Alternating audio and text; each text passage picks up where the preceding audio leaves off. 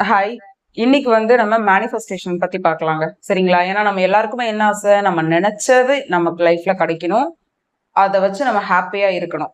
இவ்வளவுதான் சிம்பிள். நான் என்னெல்லாம் நினைச்சிருக்கேனோ, எதெல்லாம் எனக்கு வேணும்னு ஆசைப்பட்டிருக்கேனோ, அதெல்லாம் எனக்கு கிடைச்சதுன்னா நான் ரொம்ப ஹாப்பியா இருப்பேன். அப்படிங்கிற இந்த ஒரு விஷயம் எல்லார்கிட்டையும் காமனா இருக்கும். நல்லவன், கெட்டவன், ஏழை, பணக்காரன்ட்டு எல்லா ஹியூமன்ஸ் கிட்டயுமே இருக்கும். சரிங்களா? இப்ப அப்படிப்பட்ட அந்த அழகான ஒரு மேனிஃபெஸ்டேஷன் அப்படிங்கிற அந்த விஷயத்த நம்ம எப்படி பண்றது? ஏன் நிறைய பேருக்கு அது நடக்கிற மாதிரி இருக்கு, நமக்கு ஏன் நடக்க மாட்டேங்குது? அதுக்கு நம்மளோட மைண்ட் செட் காரணமா, இல்ல நம்மளோட விதி, கர்மா, இப்படி நிறைய சொல்றாங்க. நம்ம ஜாதகமா, இல்ல நமக்கு பிரபஞ்சத்து மேல இருக்க ஒரு நம்பிக்கையா, இல்ல நமக்கு புரிதல் இல்லையா? இப்படி நிறைய கொஸ்டின்ஸ் வரும். சரிங்களா? அதை பத்தி நம்ம பல வீடியோஸ் பார்த்தாலுமே இன்னுமே நம்ம தெரிஞ்சுக்கிறதுக்கு நிறைய இருக்கு நம்மளோட லைஃப்ல சோ அதை பத்தி இன்னைக்கு டிஸ்கஸ் பண்ணலாம். ஏன்னா மேனிஃபெஸ்டேஷன் பண்ணணும் அப்படின்னு நீங்க நினைச்சீங்கனாலே இம்மீடியட்டா உங்களுக்கு என்ன தேவை அப்படின்னா, ஒரு விதமான தெளிவு தேவை. நமக்கு லைஃப்ல என்ன வேணும் அப்படிங்கிற அந்த தெளிவு இருக்குது அப்படின்னா மட்டும்தான் நீங்க மேனிஃபெஸ்டேஷனுக்குள்ளேயே போகணும். அப்படி ஒரு தெளிவான வாழ்க்கையே இல்லை, நான் பாட்டுக்கு ரொம்ப வேகா இருக்கேன், எனக்கு லா ஆஃப் அட்ராக்ஷன் பத்தி எல்லாம் தெரியும்பா, ஆனா எனக்கு ஒன்றும் பெருசா எல்லாம் இதுலயும் இன்ட்ரெஸ்ட் இல்லை, அது ஒன்றும் அந்த ஒரு டோன்ல யாராவது உங்க லைஃப் லீட் பண்றீங்கன்னா நீங்க மேனிஃபெஸ்டேஷன் பண்றது வேஸ்ட் ஆஃப் டைம். சோ அதுக்காக மேனிஃபெஸ்டேஷன் பண்ணவே கூடாதான்னு கேட்டா, முதல்ல நீங்க உங்களோட மனசை மாத்தணும். நான் ஹாப்பியா இருக்கணும். யாரா இருந்தாலுமே நீங்க எவ்வளவு லா ஆஃப் அட்ராக்ஷன் வீடியோஸ் பாருங்க, இல்ல என்னதான் மோட்டிவேஷன் ஸ்டோரிஸ் கேளுங்க, என்னமோ பண்ணுங்க, ஆனா உங்களோட மனம் அந்த வீடியோ விட்டு கொஞ்ச நேரத்திலேயே ரியாலிட்டிக்கு குடுகுடுன்னு ஓடி போயிடும். பாத்துட்டியா, ஹாப்பியா இருந்தியா, அந்த வீடியோ கேட்ட ஒரு 9 நிமிஷம் 10 நிமிஷம் நிம்மதியா இருந்தியா, அவ்வளவுதான், கேட்டில முடிஞ்சு. திரும்ப நீ வா, உன் வேலையை நீ பாரு. உனக்கு இங்க என்ன இருக்கு ரியாலிட்டியில? உனக்கு இஎம்ஐ இருக்கு, கடன் இருக்கு, அப்புறம் வீட்டுல பிரச்சனை இருக்கு, ஆபீஸ்ல பிரச்சனை இருக்கு. நீ முதல்ல இதை சால்வ் பண்ணுப்பா. உனக்கு என்ன அங்க போய் என்ன வேலை, மோட்டிவேஷன் எல்லாம் கேட்டு நீ என்ன பண்ண போற அப்படிங்கிற அதுதான் நம்ம ரியாலிட்டியா இருக்கு. ஒரு நார்மல் இண்டிவிஜுவல் இருக்காங்க அப்படின்னா அவங்க லைஃப் ஸ்டைல் இப்படி இருக்கு. இவ்வளோ பிக்கல் பிடுங்கல் இருக்கு என் லைஃப்ல. நான் நினைச்ச மாதிரி ஒரு அமைதியா ஈவினிங் கார்டனுக்கு தண்ணி ஊத்திட்டு ரொம்ப ரிலாக்ஸ்டா ஒரு கப் காஃபி என் வீட்டு மொட்டை மாடியில இல்ல பால்கனில உட்காந்து குடிக்கணும், அதுக்கு மாதிரி ஒரு லைஃப் ஸ்டைல் நான் என்ன பண்றது? இப்போ அந்த ஒரு லைஃப் ஸ்டைல் எனக்கு வேணும் ஃபியூச்சர்ல. அதுக்கு நான் இங்க ஏதாவது பண்ண முடியுமா அப்படின்னு நீங்க யோசிச்சீங்கன்னா கண்டிப்பா பண்ண முடியும். அதுக்கான ஒரு பேர் தான் மேனிஃபெஸ்டேஷன். சரிங்களா? உங்களோட லைஃபுக்குள்ள என்னெல்லாம் ரியாலிட்டியில வேணுமோ அதை நீங்க அப்படியே இயல்பா, அதாவது இயல்பா இருக்கணும். மேனிஃபெஸ்டேஷனுக்காக நீங்க யூனிவர்ஸ் கிட்ட ஓவரா நடிக்க கூடாது. அவ்வளவுதான். பிரிட்டண்டிங் அப்படிங்கிறதே ஒரு விஷயம் இருக்கு. ஆனா அந்த பிரிட்டண்டிங்குமே எப்படி இருக்கணும்னா உண்மையான பிரிட்டண்டிங்கா இருக்கணும். நாளடைவுல அந்த பிரிட்டண்டிங் பிரிட்டண்டிங்கா இருக்கக்கூடாது. உங்களோட இயல்பா மாறிடணும். அந்த அளவுக்கு நீங்க யூனிவர்ஸ நம்பணும். இப்ப இவ்வளவு நேரம் நான் பேசியிருக்கேன், ஆனா மேனிஃபெஸ்டேஷனுக்குள்ள நீ போலேன்னு கேட்டா அது இத்தனையும் நீங்க உங்களுக்கு தேவை. உங்களோட மைண்டோட மனதளவுல இவ்வளவு விஷயம் இருந்தா மட்டும்தான் நான் சொல்ற அந்த மேனிஃபெஸ்டேஷன் அப்படிங்கிற விஷயம் ஈஸியா புரியும். இப்ப எப்படி என் மைண்ட் செட்டை நான் வச்சுக்கிறது அப்படின்னா, அதாவது காமனா பாத்துக்கோங்க. இப்ப யாருக்குமே இதுதான் அதுதான், நீங்க இந்த ஆசைக்கு இப்படி மேனிஃபெஸ்ட் பண்ணுங்க, அந்த ஆசைக்கு இப்படி மேனிஃபெஸ்ட் பண்ணுங்க. இப்ப எப்படி ஃபார் எக்ஸாம்பிள் ஒருத்தருக்கு வீடு கட்டணும்னு ஆசையா இருக்குன்னு வைங்களேன், அவர்கிட்ட லேண்டே கிடையாது, ஒரு நார்மல் ஜாப்ல இருக்கிறாரு.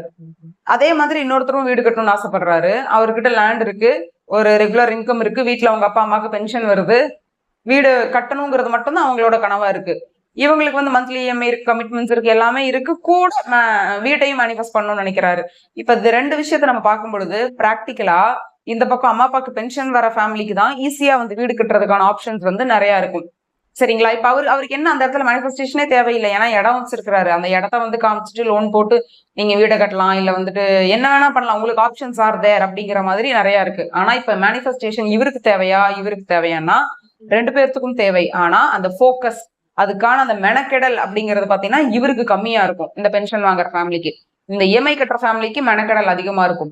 இன்ஃபேக்ட் உங்களுக்கு எல்லாமே இருக்கு, நான் மெனக்கிடவே மாட்டேன், எனக்கு எல்லாமே இருக்கு, நான் பெருசா எதுக்குலயும் நான் இனிமே சாதிக்கிறதுக்குலாம் ஒண்ணும் இல்லை அப்படின்னு நீங்க நினைக்கிறீங்கன்னா உண்மையிலேயே நீங்க தான் உண்மையான சோம்பேறியா இருப்பீங்க. ஏன்னா அது சோம்பேறிங்கிறது என்னன்னா, நம்ம லைஃப்ல நம்மள ட்ரிகர் பண்ணி முன்னாடி போ அப்படின்னு சொல்றதுக்கு நமக்கு எதுவுமே இல்லை, எல்லாமே இருக்கு அப்படிங்கும்போது அது லைஃப் ரொம்ப போரிங்கா இருக்கும். சோ அதனாலதான் எதையாவது நம்ம ஒரு ஃபோக்கஸ் பண்ணி எதையாவது ஒரு தேடி அந்த விஷயத்த நோக்கி நம்ம பயணிச்சுக்கிட்டே இருக்கணும். இது முடிஞ்சா அடுத்தது, அது முடிஞ்சா அப்படின்னு ஏன் நம்ம லைஃப் போக சொல்லிட்டே இருக்காங்கன்னா, ஒரு இடத்துல நம்ம ஸ்டாக்னட் ஆயிட்டோம் அப்படின்னா லைஃப் அதுக்கு மேல நமக்கு போர் அடிக்க ஆரம்பிச்சிடும். அதனால ஏதாவது ஒரு அதாவது இது போட்டி மனப்பான்மையில அவன் ஜெயிச்சுட்டான் பாரு நீயும் ஓடி ஜெயிச்சுட்டு கப்பு வாங்கிட்டு வா அந்த மாதிரி கிடையாது. உங்க லைஃபை நீங்க போர் அடிக்காம பாத்துக்கிறதுக்கு ஏதோ ஒரு குறிக்கோள் உங்களுக்கு இருக்கணும். அந்த ஒரு எய்மையா முடிச்சுட்டு நீங்க அடுத்தடுத்தது போயிட்டே இருக்கும்போதுதான் லைஃப் போர் அடிக்காது. சோ அந்த இடத்துல மேனிஃபெஸ்டேஷனுக்கு மெனக்கெடல்ங்கிறது கொஞ்சம் கம்மியா இருக்கும். இப்ப பேக் டு த பாயிண்ட், இப்ப இவருக்கு என்ன பண்ணணும் நம்ம, இவரோட பணத்தையோ வேலையோ இல்ல வந்துட்டு வீடு கட்டுற ஆசையோ இதை பத்தி எல்லாம் இவர்கிட்ட பேசினா இவர் வேலைக்கு ஆக மாட்டாரு. ஏன்னா அவர் மைண்டு ஃபுல்லா வீடு கட்டணுங்கிற ஆசை இருக்குதே தவிர ரியாலிட்டியில பாத்தீங்கன்னா அவர்கிட்ட ஒரு லேண்டு கிடையாது, அப்புறம் கடன் ஆல்ரெடி வாங்கி வச்சிருக்கிறாரு. இப்படின்னா அவரை எங்க நம்ம மாத்தணும்னா தாட்ல தான் மாத்தணும். ஃபர்ஸ்ட் அவரோட எண்ணத்தை மாத்தணும்.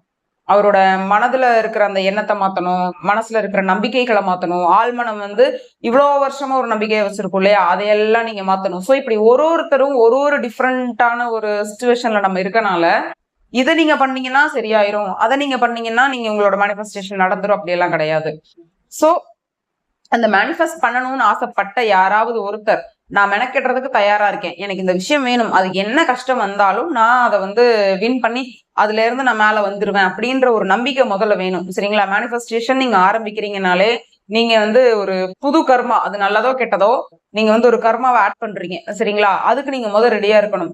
அதனாலதான் நம்ம ஒரு ஆசைப்படுறோம் அப்படின்னா அந்த ஆசையனால யாருக்குமே துன்பம் வரக்கூடாது, நம்ம லைஃபும் நல்லா இருக்கணும் அப்படிங்கறதெல்லாம் ஏன் அந்த அளவுக்கு போக்கஸ் பண்ணி நீங்க பாருங்கன்னு நான் சொல்றதுக்கு ரீசன், இன்னைக்கு நீங்க வந்து கஷ்டப்பட்டு ஒரு வீட்டை கட்டுறீங்க, ரொம்ப முட்டி மோதி இத்தனை வருஷம் உழைச்ச உழைப்புல இருக்கிற காசு அத்தனையும் கூட ஒரு பெரிய வீடை கட்டி நாளைக்கு வந்து ஏதோ ஒரு விஷயத்தினால அந்த வீடு உங்களை விட்டு போகுதுன்னு வைங்களேன், அப்ப உங்களோட மனம் எந்த அளவுக்கு இருக்கும். அதனாலதான் ஒரு விஷயத்து மேல ஓவர் அட்டாச்மெண்ட் ஆகி எனக்கு வீடு கட்டணும்னு ஆசை, அவ்வளவுதான். அந்த மைண்ட் செட்லயே நீங்க இருக்கணும். அதுக்காக நான் சொல்றது வந்து ஒரு புரியாதுதான், ஏன்னா அதை நோக்கி ஓடணும், அதுக்காக நீங்க எல்லா மெனக்கெடலும் பண்ணணும். மெனக்கெடுற விஷயத்துல கூட எப்படி இருக்கணும்னா டிட்டாச்மெண்டோட இருக்கணும்.